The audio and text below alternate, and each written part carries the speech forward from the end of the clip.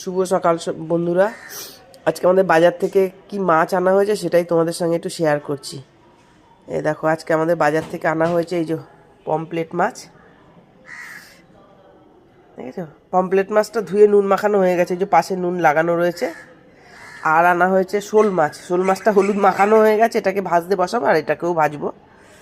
আর এখানে হয়েছে তোপসে মাছ, এটাও নুন দিয়ে মাখানো হয়ে গেছে। তোপসে মাছের আজকে ফ্রাই হবে।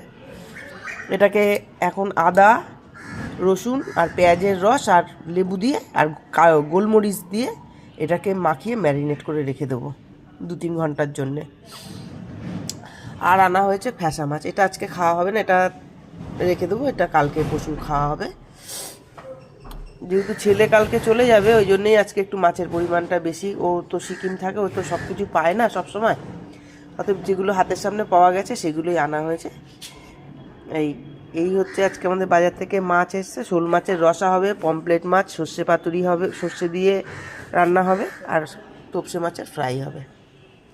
দেখি তোমাদের সঙ্গে কতটা কি শেয়ার করি, আস্তে আস্তে সবই দেখাচ্ছি।